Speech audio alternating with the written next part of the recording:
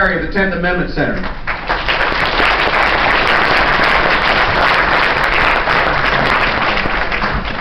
Thank you. Thank you guys so much for being here. It's awesome to be in front of a packed room. So excited that you guys were willing to spend a Saturday hanging out with us, learning a little history, and hopefully not just the history, but how we can take this and make it practical and use these concepts today to roll back the overreaching federal government. Now, we are running a little bit behind, and so I have a choice. I can either cut some stuff out, I can try to talk fast, or I can just kind of go with it. And, the next speaker told me I need to just kind of go with it because he still has to write his speech, so I can't go too fast. So anyway, I am the National Communications Director at the 10th Amendment Center, and I would like to thank you on behalf of our organization for being here, for the support that you give us, and for the work that you guys do on the ground. It would be absolutely useless for us to have the organization that we do if it wasn't for having folks like you on the ground at the state level putting this stuff into action. So again, thank you for being here on behalf of Michael Bolden, who wasn't able to be here this weekend, and the rest of us at the national organization. So I want you guys to take a little second and put on your imagination caps a moment. I want you to imagine that you're on a playground. And we're going to play a game of tug of war. You guys probably have played tug of war at some point in your life.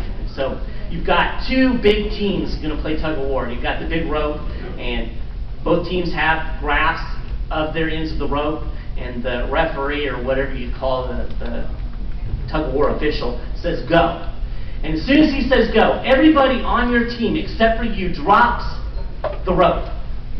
You're holding the rope all by yourself. In the meantime, the other team, they're tugging away. So obviously this is going to be a little bit problematic for you, especially if you're stubborn like me and refuse to let go.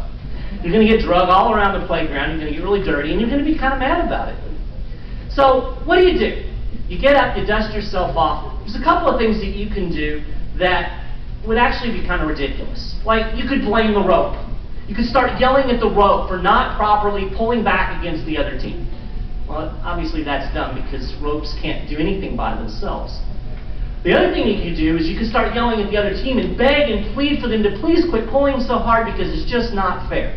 You could do that, they're probably going to laugh at you because obviously me being drugged around the playground and getting all dusty and dirty is funny, so I don't think they're going to quit pulling.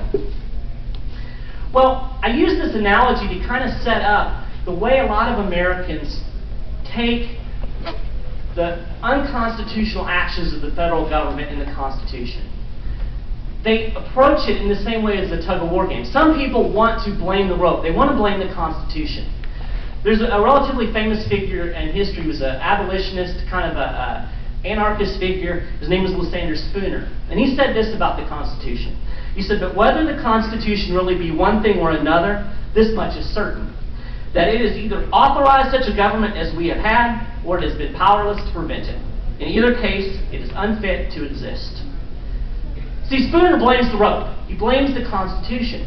But he makes an assumption that I think is not really very good. He assumes that the Constitution is somehow going to enforce itself. That it's a magic parchment that we can wave in the air at the federal government and they'll go, oh, sorry, we'll give back the power that we've usurped. Well, obviously, it doesn't work like that. The Constitution is a document, it's words, it's parchment. There has to be some force behind it. There have to be people pulling on the other end of the rope. It's not the problem with the Constitution that we have, it's a problem with the way we, the people, have allowed it to be put into operation. So we can't blame the rope.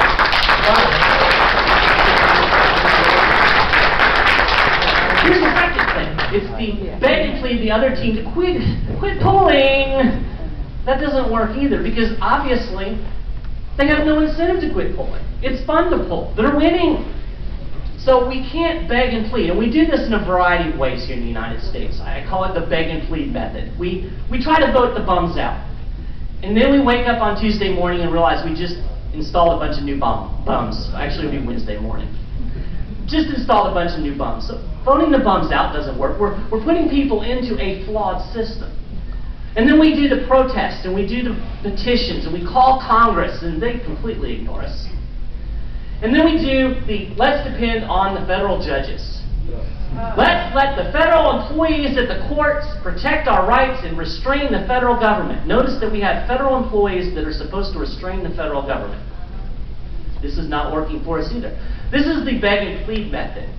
No, there has to be something else, some other way to put this federal government in check. As Mike Church so brilliantly pointed out, there's no question that the federal government was intended to be limited in its powers. There's no debate on this. Anybody that tries to debate you on this has absolutely no idea what they're talking about.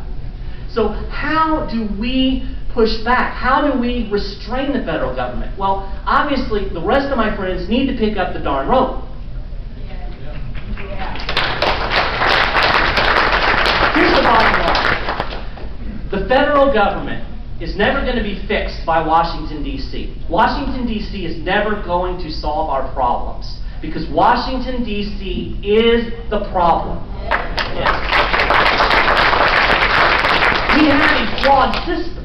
We have a system that is broken. So we have to figure out some way to fix the system. It's like a dirty diaper on a toddler. How many of you have raised kids? A bunch of kid raisers. How many of you ever had your toddler change its own diaper? Really? I would be amazed. I would love to see this. Washington, D.C. is a dirty diaper that needs to be changed. We need some adults to change the diaper. They're not going to do it themselves. We have this tool that we're talking about today, this tool called nullification. Now, when I start talking about nullification, some people get a little nervous. Probably not you guys in this room because you came here to hear about it. But if I go into a group that doesn't know a lot about it and I say the word nullification, all of a sudden people start looking at me kind of funny. And then I start getting the look in their eyes that says, oh, this guy's an extremist. This guy's a nut job. He's crazy. And it used to bother me a little bit when I would get labeled an extremist. And then I started thinking about what it is that the mainstream people have given us. Let's think. Mainstream people gave us the $640 toilet seat. It's the mainstream people that are sticking their hands down my pants at the airport. It's the mainstream normal people who have given us $16 trillion plus in debt. So if I'm an extremist, I'm thinking I'm probably in much better company, right?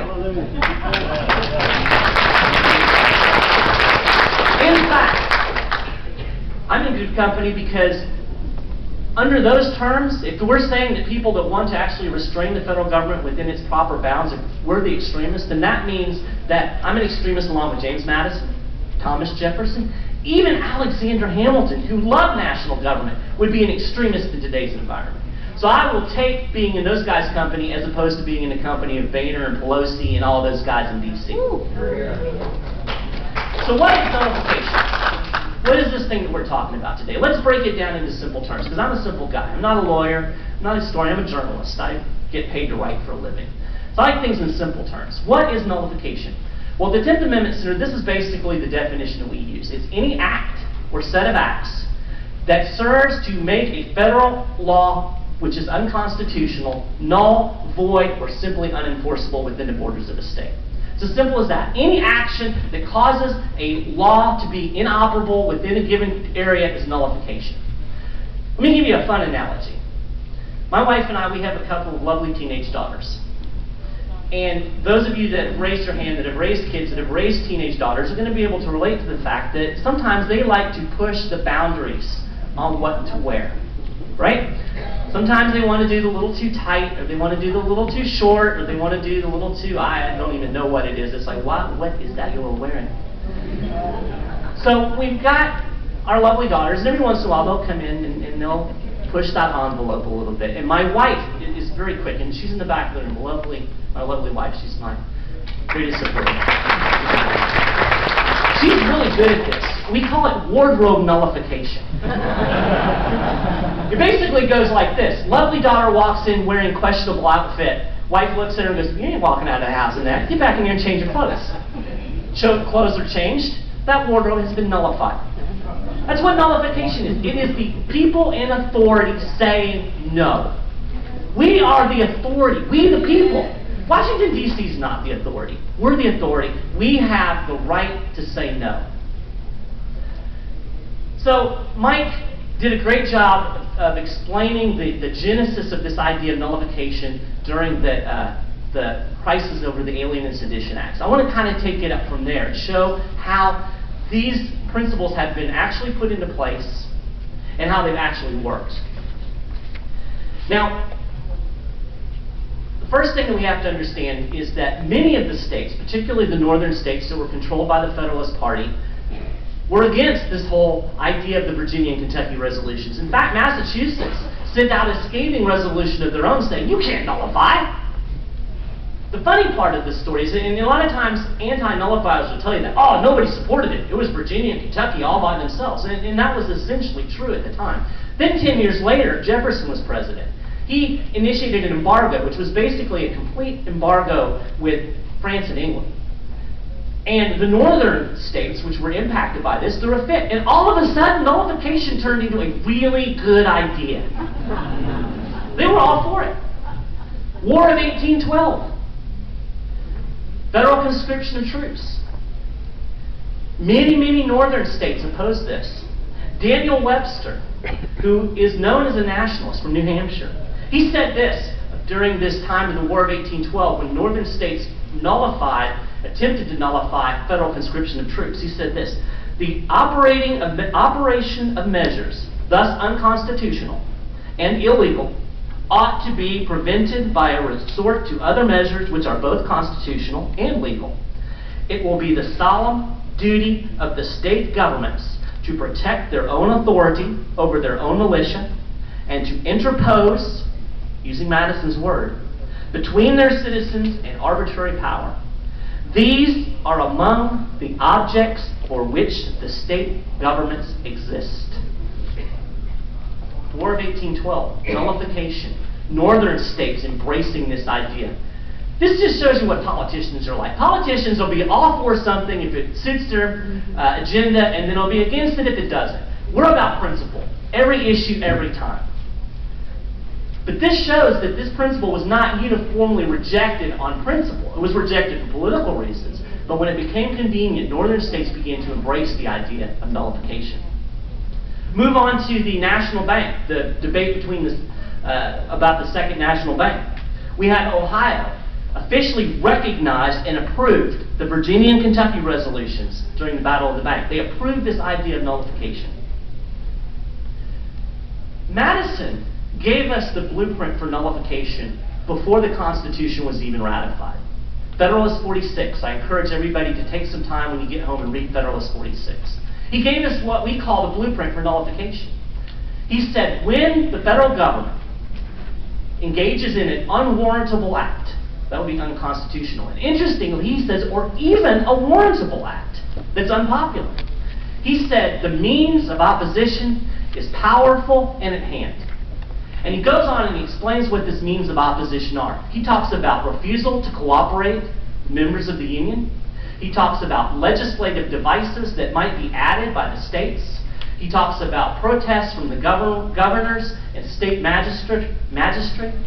And what he says is that, he says, if even one state does this, it'll create impediments to implementing this federal program. He said, but when many states get together and do it at the same time, he said, it will create obstructions which the federal government will hardly be willing to endure.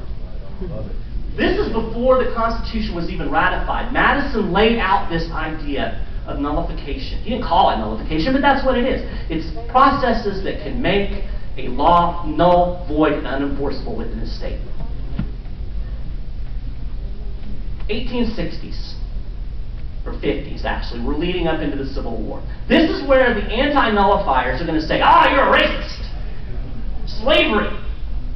You hate black people. We want to enslave. And you get all this garbage. It's totally wrong. That's what's funny about it. They don't even know what they're talking about.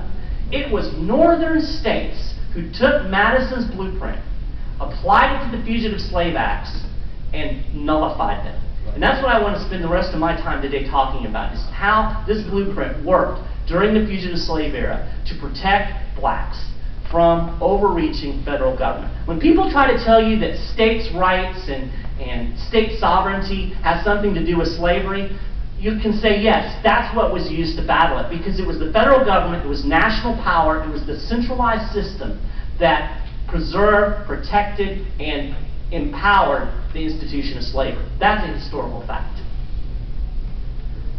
Fugitive Slave Act of 1850 was perhaps the grossest law ever passed by the federal government. Essentially, this is what it did.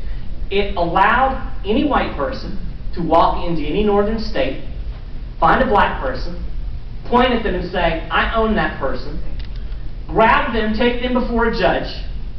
If the judge agreed on the word of the white dude that that person was their property, then they could take them back south into slavery. The black person had no right to jury trial. The black person had no right to even testify in his or her own defense.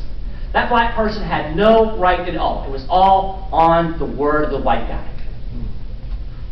How horrible. And we have to consider the fact that there were a lot of free black people that lived in northern states. So this resulted in what was essentially kidnapping. People can make a lot of money. Go up north, find somebody, say, this is my property, drag them back south. All of a sudden, you've got a very valuable slave. This happened often. Horrible, horrible law. It was even worse than that. It required northerners to voluntarily, at the force of a gun, join any posse that was put together to track down a fugitive slave. So essentially, if I'm a slave owner, I could get a judge's order, federal judge, and then I could go pick you guys four in the front row. You guys are going to come with me, and we're going to go slave hunting today. And you had no legal right to resist that. You could be jailed for refusing to cooperate in this fugitive slave rendition. The final straw was they set up this system of slave commissions. A slave commissioner was paid based on the job that he did. So if the slave commissioner found that this person was a property and sent them back south, he got $10. If I drag a black person in front of him and he decides, no, this is legitimately a free black person and we're not going to send him back south, he only got $5. This is a federal law. So when people try to tell me, oh, it's federal law, it's the law of the land, it's great, we should do it, no matter what, it's federal law. Bull crap. Federal laws are not always good. And this is a prime example of it. Northern states violently opposed the Fugitive Slave Acts. The opposition to the Fugitive Slave Acts actually went back even farther. It began in the early 1800s under the first Fugitive Slave Act, which wasn't nearly as draconian as the most recent one. So what did northern states do? Did they submit? Did they say, oh, the Supreme Court ruled in Prigg versus Pennsylvania that we can't interfere with the fugitive slave laws, which in fact is what the Supreme Court said? No, that's not what they did at all. Almost every northern state passed what were known as personal liberty laws. Personal liberty laws were in direct defiance of the federal government. They were direct defiance of the Supreme Court ruling, and they were powerfully effective in protecting black people.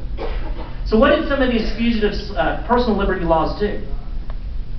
Well, Michigan, for example, passed an act in 1855, and it denied the use of state jails or local jails for holding fugitive slaves. It guaranteed the accused fugitive slave a jury trial. Recall what I said, states weren't allowed to do this. It also stated that all persons so arrested and claimed as fugitive slaves shall be entitled to all the benefits of writs of habeas corpus and trial by jury. If a person was sent south without it being proved that they were a fugitive slave, the person doing the capturing could be charged with kidnapping. Notice the bind that put them in. In order to prove it, they had to give them the jury trial. Michigan was smart. Massachusetts passed a personal liberty law. They had some of the same type of provisions. They also had a provision that had that any state officer that served as a fugitive slave commissioner could be impeached. Completely prevented any state officers from cooperating with this federal fugitive slave rendition. Vermont probably had the strongest. They didn't pass it until 1858. Basically, it said this. Not basically, this is exactly what it said. Every person who may have been held as a slave, who shall come or be brought in this state, with or without the consent of his or her master or mistress, who shall come or be brought by or involuntarily brought in any way into this state, shall be free.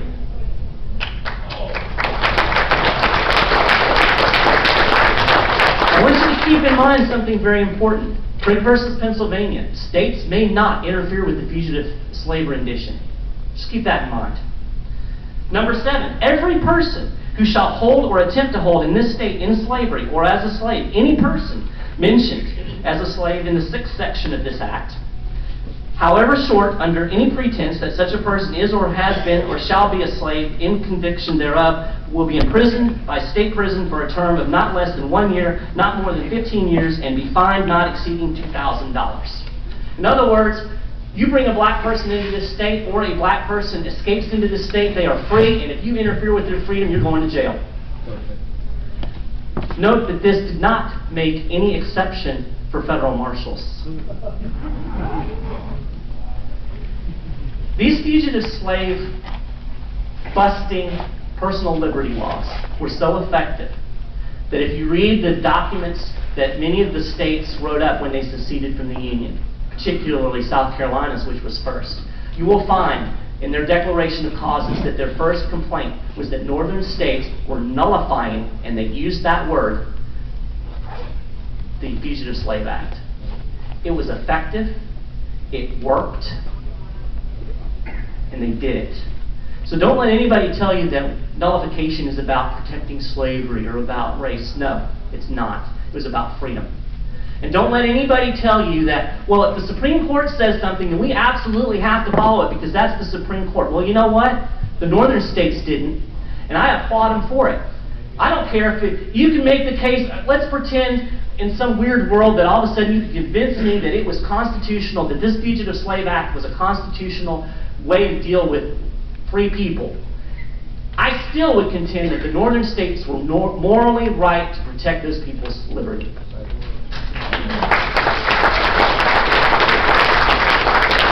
I'm going to close with 2 stories. I hope Jason's almost done with his speech. Actually, if you, speaking of Jason, he's going to be speaking after me. He produced an incredible video on nullification that I would highly encourage you to pick up if you haven't seen it already. And I actually tell this story that I'm going to tell in a longer form. I'm just going to give you the Cliff Notes version. But that story is on the video, and it's a really good video kind of outlining the case for nullification. Or, cheap sales pitch. I also have a book. It's called Our Last Hope, Rediscovering the Lost Path to Liberty. And it's basically, I call it the moral, philosophical, and historical case for nullification. I deal a lot of what church got into, a lot of the documentation, quotes from the ratifying conventions to show exactly what the federal government was meant to be, and then going into actually how it was used in some of the history. So, like I said, I'm a journalist. I've written it as a journalist. I think it's a good read for people who get bogged down in dense history stuff. It has Monty Python in it, so that makes it cool, right? So we'll have some, we've got a little space at the end of the registration table set up where my wife will be, so $20, love to buy a book. That's the end of my sales pitch. My story starts on New Year's Eve of 1849 in the city of St. Louis, Missouri. The main character of this story, we don't know his last name. All we know is his name is Joshua. The reason we don't know his last name is because slaves didn't get last names. To give a man a last name is to make them human. It's to say this person has a real human identity. So they made sure that slaves didn't get last names. So this is just Joshua. And he was 38, 39, 36, somewhere in that age range. We have no idea when he was born, so it's hard to say. But we do know where he spent New Year's Eve in 1849. He spent it in a slave pen outside the square in St. Louis, Missouri. And the next day he was marched out, stripped naked, and sold to a man named Benjamin Garland Stone. And he spent the next 3 years of his life as a slave on Stone's farm, about 300 acres near the Mississippi River. Now, at some point in his captivity, Joshua began to consider the possibility of freedom. Now, we have no idea what his thought processes were, but I can tell you from reading a lot of history in this era that it took a great deal of courage for a slave to consider freedom. Now, it's easy for us in 21st century America to say, oh yeah, I'd run away in a minute. I'd never be held a slave. You know, we get all blustery, and it wasn't that easy. I mean, obviously slavery was horrible for these people, and yet it was the horror they knew. And I think sometimes for all of us, the horror that we know is better than the horror unknown. And that was definitely true of slaves. They had a horribly rough life, but they had their family, they had their friends, they had a roof over their head, they had food. Escaping meant cutting all of those ties. It meant running with no resources. It meant the possibility of being chased down, sold farther south, or even killed. So escaping was an extremely courageous act in and of itself. But Joshua obviously valued freedom more than that risk. Because one night, he slipped onto a barge in the Mississippi River, and he crossed over to Illinois. And for the first time in his life, he set foot on free soil as a free man. He spent the next 6 weeks walking. He walked over 300 miles with basically just the clothes on his back. He later said that a friendly woman gave him some seed potatoes, and that was basically his food for about 2 weeks. Think of the stamina, walking 300 miles with basically no food. He finally ended up in this little town in Wisconsin called Racine, which is right on the lake. I actually had the privilege of being up there and telling this story a couple of weeks ago. It was really cool to kind of see where this all happened. So Joshua decided to set down roots in Racine. Nobody knows really why he picked Racine. Maybe he got tired of walking. There was a black community already established. Maybe he felt comfortable because there were some fellow former slaves and some free blacks in that area that he could relate with. For whatever reason, he put down roots there. For the next couple of years, he worked at the sawmill. He got a paycheck, and he got his own little home. Now, I'm sure it wasn't a home, what we would consider a home. It had a dirt floor and probably one room, but it was his. And I always like to imagine what it must have been like the first time that somebody gave him money for the work that he had done. It's a powerful, powerful image to consider for the first time in your life, being paid for your labor. But Joshua always lived under the specter that his owner could come rolling into town and claim him back. And he knew that the legal system rendered him powerless if his owner did come back. And in fact, his owner came back. Stone was not a man to let his property get away from him, and he was able to track him down. Incidentally, Joshua has a last name at this point. He took on the name Glover. Nobody really knows why, but another thought about how humanizing that must have felt for him to be able to say, I'm Joshua Glover. I'm a free man. Well, one night there was a banging on his door. And in come Stone and 2 federal marshals and a couple of deputies who were probably drugged along involuntarily. And they grabbed at him, and he fought back, and they clubbed him over the head with a set of handcuffs, and he fell to the floor bleeding. And they drug him out of his home, and they threw him in the back of a wagon, and they ushered him off about 20 miles down the road to Milwaukee and threw him in a jail cell. Word got out pretty fast.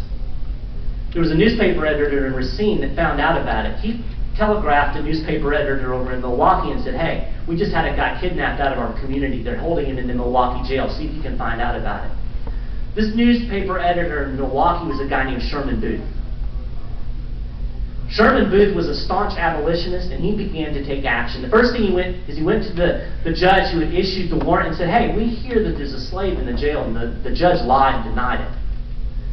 But he had it on good authority, and he got the information from other people. And he began to rally people in the town. He went to the town, he hung up flyers, and he was saying, fugitive slave has been held in our town. Let's not be complicit with the slave catchers. And people began to gather in front of that courthouse where the jail was. And they say that by mid-afternoon, there were some 2,000 to 3,000 people gathered in front of this courthouse. That's a lot of people in a small frontier town.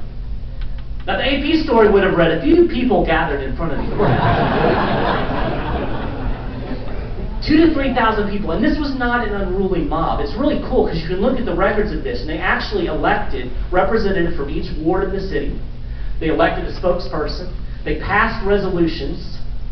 This was a organized, peaceful, political rally around this man's freedom. Well, they demanded from the judge that he issue a writ of habeas corpus and allow Joshua to make his case, and the judge refused. And that got the people a little bit angry. And Sherman Booth got up and he made a speech. And Sherman Booth said, I'm not saying that this is the time, but sometimes you have to take matters into your own hands. I'm not saying that this is the time, but sometimes. And at some point, people began to say, where's the key? Let's get the key. And this guy who was a carpenter grabbed this huge piece of wood from a nearby construction site and he said, this will make a good enough key. They battered down the door and they pulled Joshua out.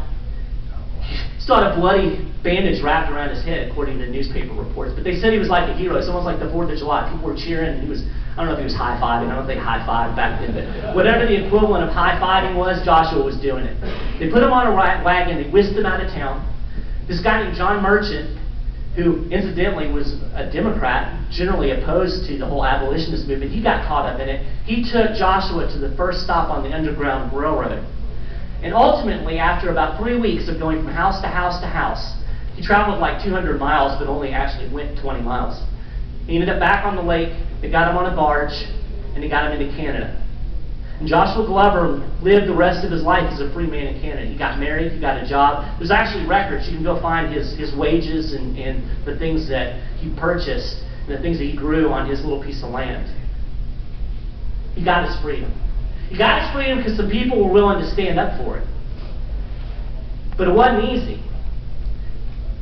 And some of those people paid big consequences for their actions. In particular, Sherman Booth, the newspaper editor. He was arrested and charged with violating the Fugitive Slave Act of 1850. This sparked out a very intriguing 5-year legal battle between the state of Wisconsin and the federal government. The state of Wisconsin repeatedly thwarted federal attempts to prosecute him. They actually released him several times on writs of habeas corpus. It eventually ended up going to the Supreme Court. Of course, the Supreme Court predictably said, oh, the Fugitive Slave Act, that's constitutional. We need to put this guy in prison. Funny thing, the Wisconsin Supreme Court, when that verdict came down, they refused to ever file it. To this day, that Supreme Court verdict has never been filed. It's not official in the state of Wisconsin.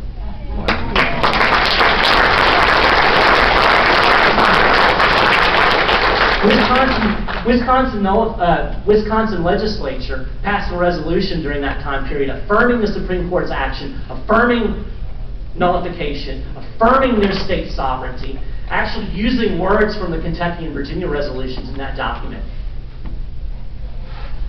That's cool, but the really cool thing to me about this whole story is really more about the fact that people like Sherman Booth, people like John Merchant, people like the guys that ran these homes on the Underground Railroad, those people were willing to risk their lives and their own liberty for the freedom of a black guy. That's powerful. And it makes me understand just how important it is for all of us to stand up for liberty today. Amen.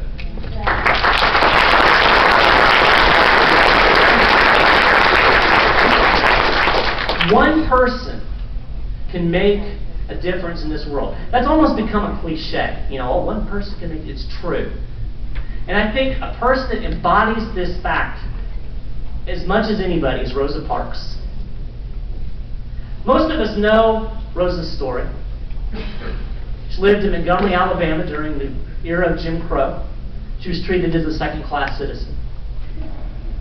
One day she's riding on the bus, going home from work.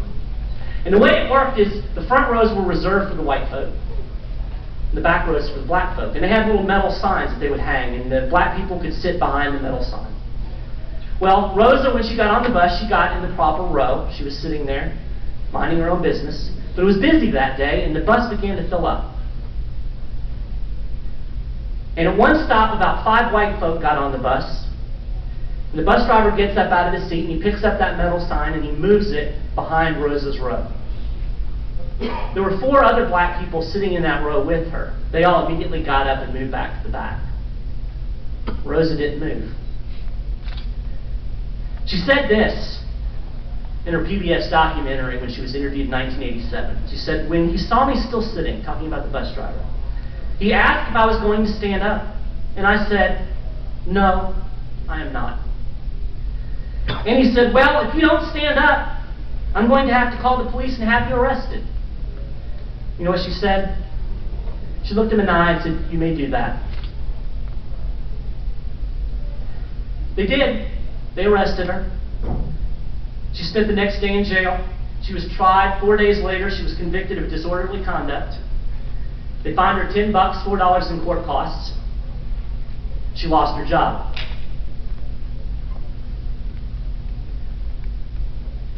She said this. She said, people always say that I didn't give up my seat because I was tired. But that isn't true. I was not tired physically, or no more tired than I usually was at the end of a working day. And I was not old. Although some people have an image of me being old then, I was only 42. No, the only tired I was tired of giving in.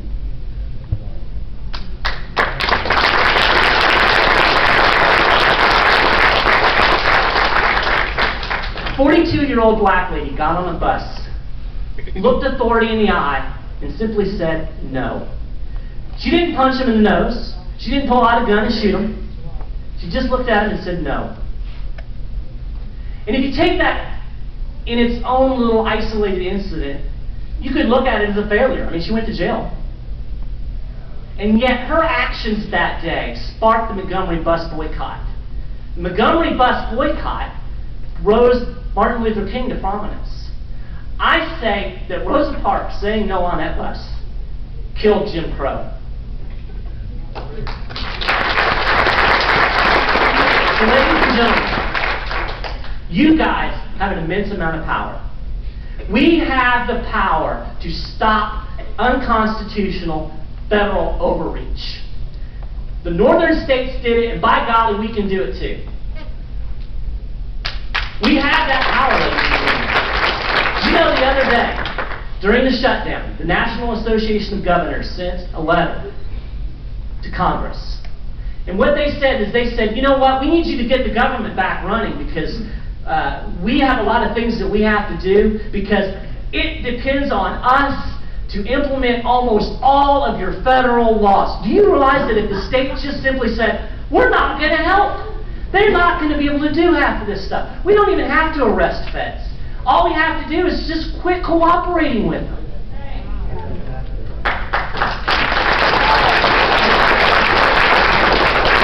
I'm not against arresting a fed. But from a political standpoint, that's not necessarily the route we need to go right now. But we do need to stand up. I want to conclude with one final quote. Another man who knew a little bit of something about not being free. Frederick Douglass, another slave. Probably one of the most powerful quotes I've ever come about. And I want you guys to think about this as you go through the day and begin to think about what it's going to take for us in our communities and in our state to begin to push back against the federal behemoth. Frederick said this, find out just what people will submit to, and you have found the exact amount of injustice and wrong which will be imposed upon them. And these will continue until they are resisted with either words or blows or both.